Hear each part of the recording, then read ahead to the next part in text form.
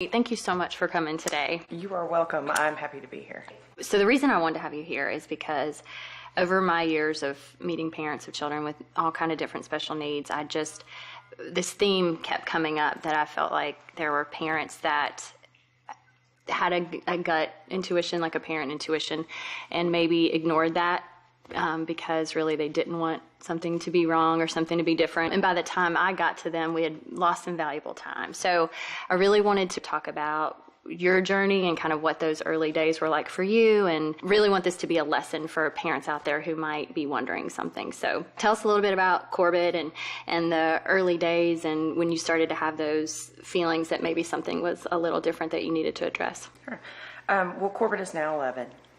And I want to say with Corbett, things were just a little bit delayed at first. You know, like maybe if you should be rolling over at 4 to 6 months, it was 9 months before he was rolling over. If walking was at 12 months, he was 15 or 17 months. I don't remember exactly the ages now, but just a little bit delayed. But when it came time to eat solid foods, he was having some difficulty with that. And I think that's the first time that we talked on the phone about Corbett, saying like, what are some tools I can use? Because I didn't think there was anything globally wrong. I just thought, okay, there are some little issues.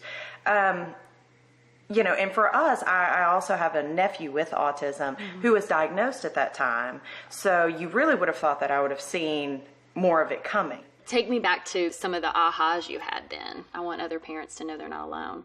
You know, it's being able to get into therapy and watching a therapist work with your child and saying, this is different, this is what I need to do, and I can do this. That it's really empowering in that way, that because you've been struggling and you've been so nervous, and to just have someone say, there is something here, but there are tools. And finding out what those are is really empowering. So that's where the hope came. So tell me a little bit about, so once we've known each other for a long time. So I say once we met under these circumstances, can you take me back to those early days? Because I can certainly remember those so early terrifying. days. It was, yeah. It was terrifying. So even, you know, going to your office, you were one of the first professionals that we saw outside. TES sent some people into our home, but we had very limited therapy. So, but going to someone's office and having therapy with you, and it was hard. That I think at that point Corbett would bang his head on the wall and screech and not totally nonverbal. Didn't know if that was ever going to come. Some definite behaviors in place, and really just and it was hard for him at first, you know, to do it and to learn to work in that way. And then watching that as a parent, you don't know if you're even, you know, doing the right thing in the moment. Right. You know, you're like, this is so difficult. When are we going to see the payoff for this? Is this something we're always going to do? And so it's very scary. But then the first time that I remember, it was for Thanksgiving one year, you helped teach Corbett to say, I love you. And it was life-changing, you know, and from then on, it kind of became realizing that you had to celebrate it. And celebrate the differences, and celebrate I love you, celebrate going up and down the stairs, you know, without holding on to the rail and doing all those things, that it became kind of a different journey at that point. That once you see that little success, you go, okay, this is good. We're doing the right thing here. Happen. And you see your child make these huge strides, and it's so great to watch. But there's definitely, the whole family dynamic changes, and it has to, but it's a very rewarding change for the most part. But there are definitely difficulties, as there are with any kind of parenting. But I think having support during that time is crucial. That I had a sister-in-law who was going through the same thing that I was. And I found a community of people who could relate to the things that I was grieving, the things that I had lost, and also celebrate those things and tell me how to address it. If you could do it all over again, are there things that you would have done differently? Absolutely.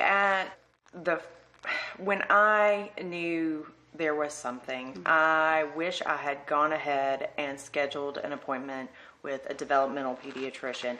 Wish I had, and not necessarily that, but we're even gone into your office and said, can you please do an evaluation? And I held off too longer than I wish I had.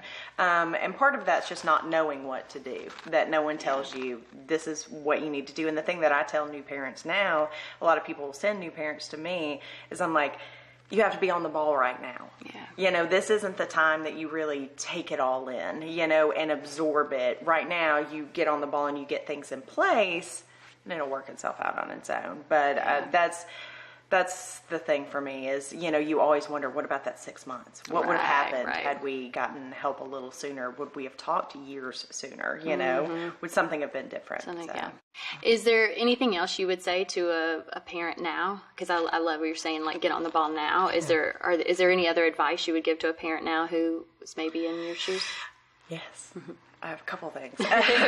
One is, yes, to get on the ball with it and really just go after it and make sure. The second thing is to find your community, find your support system, and make sure that you are also taking care of yourself in that you are trying to get some respite for yourself so that you can do all the things that you need to do with your child. Go get evaluated.